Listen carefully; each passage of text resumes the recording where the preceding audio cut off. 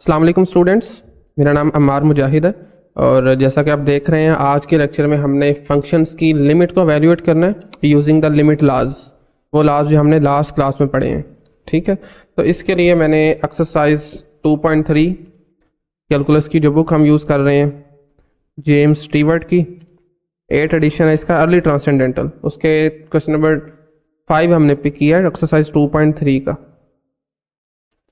तो इसमें बेसिकली आपने लिमिट एवेल्यूएट करनी है जी। हमारे पास लिमिट t अप्रोचेस टू -2 और आपके पास फंक्शन है जी t की power 4 -2 divided bye 2t square है हमारे पास यहाँ पर 2t² -3t + 2 ये फंक्शन है और आपने इसकी लिमिट एवेल्यूएट करनी है when t approaches to -2। Basically function का हमने बिहेवियर चेक करना है when t approaches to -2।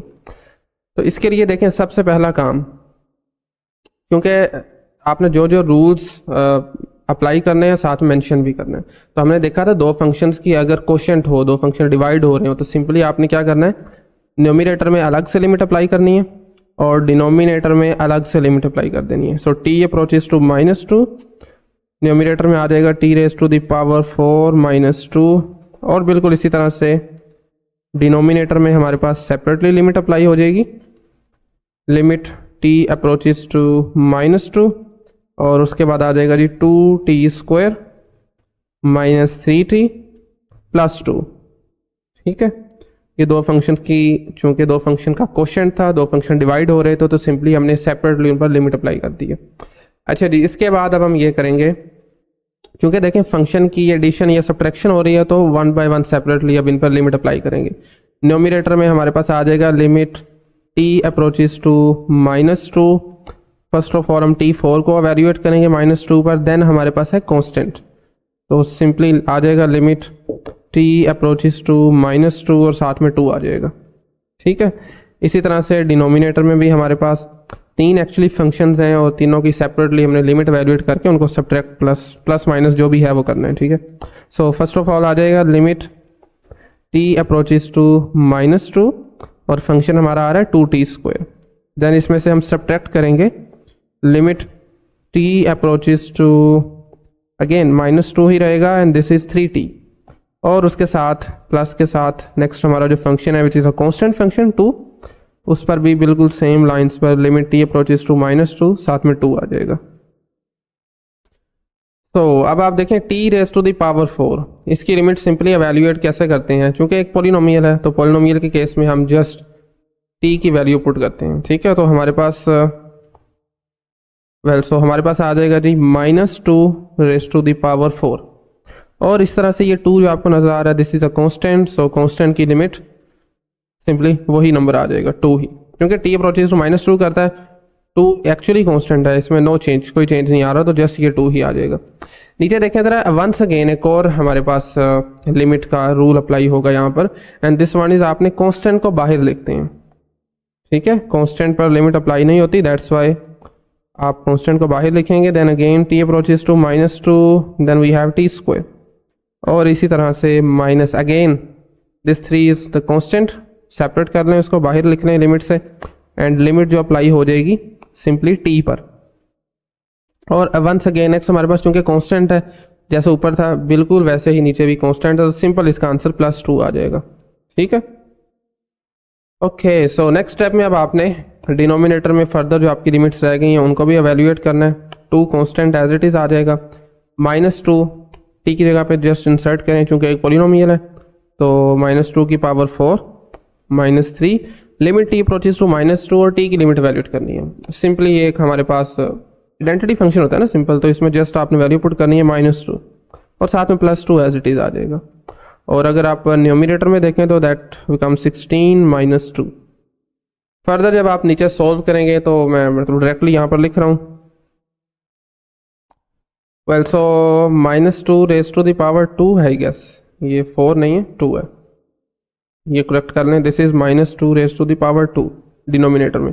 Well so next देखें जी, -2² इज 4 टाइम्स 2 इज 8 +6 14 +2 इज 16। तो अगर मैं यहाँ पर डायरेक्टली नीचे भी लिख दूँ नीचे हमारे पास बन रहा है जी 16, और ऊपर अगर आप देखें तो 16 माइनस 2 इज़ 14। फर्दर जब आप इसको सिंप्लीफिकेशन करेंगे इट बिकम्स 7/8। सो ये हमारा अल्टीमेटली आंसर आया क्वेश्चन नंबर 5 का। एक्सरसाइज है हमारी 2.3। वेल सो एक और क्वेश्चन कर लेते हैं 2.3 का ही, और वो मैंने क्वेश्चन पिक किया है जी 25, क्वेश्चन नंबर 25। और इसमें हमारे पास अगेन वेरिएबल टी यूज़ हो रहा है, लिमिट t अप्रोचेस टू 0, और इस बार हमारे पास जो फंक्शन है उसमें स्क्वायर रूट भी इन्वॉल्व हो रहा है, and that is 1 + t square root -1 - t square root. और इस तरह से हमारे पास डिनोमिनेटर में सिंपली t आ रहा है। वेल सो जब भी आपने लिमिट वैल्यूएट करनी है ना, तो फर्स्ट ऑफ ऑल आपने डायरेक्टली लिमिट इसमें वैल्यूएट करके चेक करना है। जैसे इस केस में अगर आप यहाँ पर t 0 पुट करते हैं, चले मैं यहाँ पर रफली कर देता हूँ। ओके सो इस केस में अगर आप t को फॉर एग्जांपल 0 इसमें डायरेक्टली इंसर्ट करते हैं तो देखें ज़रा क्या बनेगा, 1 + 0 -1 - 0 and it's divided by 0। Further जब आप इसको मज़ीद सॉल्व करेंगे तो ऊपर 1 देन -1 डिवाइडेड बाय 0। तो आप देख रहे हैं बेसिकली हमारे पास this is the indeterminate form. इसको ऑलरेडी भी मैं बता चुका हूँ आपको। इस तरह से 0/0 आ जाए, ∞/∞ आ जाए, ये कुछ ऐसी फॉर्म्स हैं जो कि इनडिटर्मिनेट फॉर्म है। इसका एक्चुअली कोई मतलब नहीं है, 0/0 का कोई मतलब नहीं है, ठीक है। तो जब भी आपके पास ऐसी फॉर्म आ जाए तो आपने सबसे पहले लिमिट एवेल्यूएट करने से पहले फंक्शन को थोड़ा सिंप्लीफाई करना है, ठीक है। तो उसके लिए जब भी आपके पास फंक्शन में स्क्वायर रूट आ जाता है तो आसान तरीका ये है कि आप उसकी रैशनलाइजेशन करें। अब ये कैसे करनी है इसको भी देख लेते हैं। So simply limit t approaches to 0 as it is, एक मरतबा फंक्शन को लिखें ज़रा, 1 + t स्क्वायर रूट -1 - t का square root divided by t, और इसको आपने मल्टीप्लाई और डिवाइड करना है सेम फैक्टर से, और वो फैक्टर ये होगा जो आपको यहाँ पर नज़र आ रहा है न्यूमरेटर में। जस्ट आपने दरमियान वाला साइन चेंज करना है। 1 + t, देखिए दरमियान में पहले साइन नेगेटिव था, अब आपने इसको पॉजिटिव करना है। अगेन 1 + t, सॉरी 1 - t है ये, और इसी से ही आपने डिवाइड भी करना है, ठीक है। मल्टीप्लाई भी कर दिया इस फैक्टर से और इसी से हमने इसको डिवाइड भी करना है। तो ये बन जाएगा 1 + t square root plus sign के साथ, देन 1 - t का स्क्वायर रूट, ठीक है।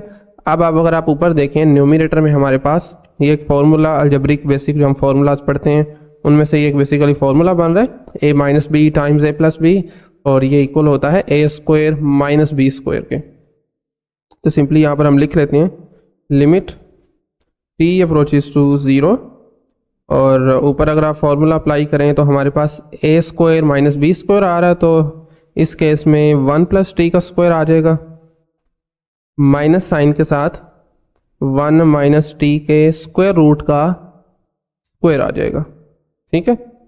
तो नीचे आपने सिंपली t को इसके साथ लिख देना है, t times as it is आ जाएगा 1 + t स्क्वायर रूट, और प्लस साइन के साथ 1 - t स्क्वायर रूट, ठीक है। तो अल्टीमेटली हमारे पास फंक्शन जो है वो कुछ इस तरह से बना। अब आप अगर ऊपर देखें न्यूमरेटर में स्क्वायर और स्क्वायर रूट आपस में कैंसिल हो जाते हैं, पावर्स जो है 2 और 1/2 कैंसिल आउट होकर 1 बन जाएगी। तो हमारे पास यहाँ पर क्या बनेगा, लिमिट t अप्रोचेस टू 0, यहाँ पर देखें बेटे सिंपली बचा हमारे पास 1 + t, और माइनस साइन के साथ यहाँ पर बचा 1 - t, ठीक है। और फ्रैक्शन में डिनोमिनेटर में हमारे पास एज इट इज़ वही फैक्टर आ जाएगा जो ऊपर लिखा है, t times 1 + t plus 1 - t, और इसका स्क्वायर रूट भी सेपरेटली दोनों का। वेल सो अब हमने क्या करना, ऊपर ब्रैकेट अगर आप ओपन करें तो well so limit t approaches to 0, t approaches to 0, सिर्फ ब्रैकेट्स ऊपर ओपन करें तो we get 1 + t, minus sign के साथ साइन चेंज हो जाएंगे, माइनस का 1 प्लस का t, और डिनोमिनेटर में हमारे पास एज इट इज़ आ जाएगा। तो आई जस्ट इसको मैं कॉपी पेस्ट कर लेता हूँ ज़रा। वेल तो डिनोमिनेटर में अगेन हमारे पास वही फैक्टर आ जाएगा। ओके सो अब देखें ज़रा न्यूमरेटर में, प्लस का 1 एंड -1 कैंसिल आउट हो जाएंगे, ऊपर हमारे पास क्या बनेगा, चलें इसको आगे ही लिख लेते हैं। This becomes limit t approaches to 0 और हमारा फंक्शन जो है वो चेंज होकर t plus T, that becomes 2t। सो नीचे पहले लिख लें ज़रा। वेल सो ओके, सो नीचे हम डायरेक्टली वही लिख लेते हैं, दोबारा से लिखने की ज़रूरत नहीं है। ओके सो नेक्स्ट देखें ज़रा, ऊपर आपके पास क्या आ जाएगा, 2t आ जाएगा ना, t प्लस टी 2t। अब देखें ज़रा, t आपस में कैंसिल आउट हो जाएंगे नोमिनेटर और डिनोमिनेटर में, और अल्टीमेटली हमारा जो फंक्शन बनेगा this is limit t again 0 के अप्रोच कर रही है, और हमारा जो फंक्शन बन रहा है this is 1 plus T minus plus sign के साथ 1 माइनस टी स्क्वायर रूट, और ऊपर आपको सिंपली कांस्टेंट आ रहा है। ठीक है, इसकी अब हमने लिमिट एवेल्यूएट करनी है 0 पर, तो अगेन लिमिट लॉज को यूज़ करेंगे। तो सबसे पहले सिंपली क्या करेंगे, क्योंकि ये हमारे पास एक डिवीजन आ रही है, क्वोशंट आ रहा है बेसिकली फंक्शंस का, तो सबसे पहले आप ऊपर के लिए अलग लिमिट और नीचे के लिए अलग लिख लेंगे। So limit t approaches to 0, और हमारे पास जो डिनोमिनेटर में फंक्शन आ रहा है दिस इज 1 प्लस टी का स्क्वायर रूट प्लस साइन के साथ 1 माइनस टी का स्क्वायर रूट। ठीक है, और इसी तरह से न्यूमरेटर में सिंपली चूंकि कांस्टेंट है तो लिमिट t अप्रोचेस टू 0 और 2 की लिमिट आ जाएगी। ठीक है, वेल सो नेक्स्ट देखिए, हमारे पास चूंकि न्यूमरेटर में आपके पास कांस्टेंट है तो कांस्टेंट की लिमिट क्या आती है, सिंपली वही कांस्टेंट आ जाता है, तो जिस 2 आ जाएगा। डिनोमिनेटर में आ जाए लिमिट सेपरेटली, दो फंक्शंस का सम हो रहा है तो सेपरेटली आप इनको लिख लेंगे, देन इनको एवेल्यूएट करेंगे। So limit t approaches to 0 1 plus T square root, और इसी तरह से नेक्स्ट हमारे पास प्लस साइन के साथ once again limit t approaches to 0 1 minus t आ जाएगा स्क्वायर रूट के साथ। ठीक है, वेल सो अब देखें न्यूमरेटर में हमारे पास 2 आ चुका है तो उसको एज इट इज साथ लेके चलेंगे, और डिनोमिनेटर में अगर आप देखें तो इस बार हमारे पास जो हम लॉ यूज़ करेंगे this is basically root law.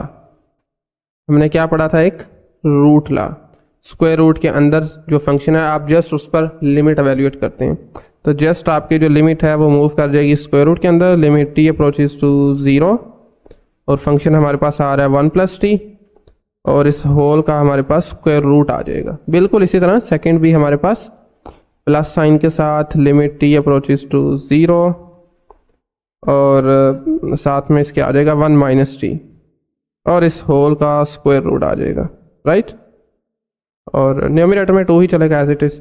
Well so अब आप इसकी लिमिट एवेल्यूएट कर सकते हैं। वंस अगेन यहाँ से थोड़ा सा मैं डायरेक्ट कर रहा हूँ, आपने जब लिमिट लॉज को यूज़ करते हैं तो सेपरेटली करना होता है, पहले t अप्रोचेस 0 1 के लिए अलग, t के लिए अलग, फिर यहाँ पर भी 1 के लिए अलग, माइनस टी के लिए अलग। थोड़ा सा यहाँ पर मैं डायरेक्ट करने लगा हूँ। सो जस्ट आप जब 1 की लिमिट एवेल्यूएट करेंगे वो सिंपली हमारे पास 1 ही आ जाएगी चूँकि कांस्टेंट है। t हमारे पास एक एज अ काइंड ऑफ आप कह सकते हैं आइडेंटिटी फंक्शन है, तो इसको आपने जस्ट लिमिट एवेल्यूएट करनी है, तो सिंपली हमारे पास 1 प्लस 0 आ जाएगा। इसी तरह प्लस साइन के साथ सेकंड पर 1 constant as it is minus t approaches to 0 तो सिंपली t आ जाएगा, तो 1 माइनस 0 आ गया, ऊपर न्यूमरेटर में 2 ही चलेगा।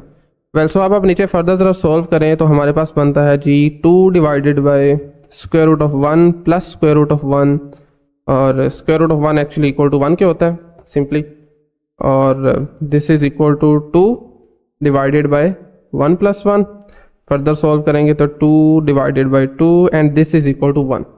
सो क्वेश्चन नंबर 25 के केस में हमने जो लिमिट एवेल्यूएट किया उसका आंसर क्या आ रहा है, 1 आ रहा है। इसका बेसिकली मतलब क्या है, दोबारा जरा समझें, ऊपर हमारा जो क्वेश्चन था वहां से देखें, जब आपका t जो अप्रोच करता है ना 0 को, आपका ये होल फंक्शन जब आप इसका ग्राफ ड्रा करते हैं ये बेसिकली 1 को अप्रोच कर रहा है। ठीक है, t जब आपका एज एन इनपुट 0 को अप्रोच करेगा, फंक्शन की वैल्यू 1 की तरफ अप्रोच करेगी, ये इसका ज्योमेट्रिकली मतलब है।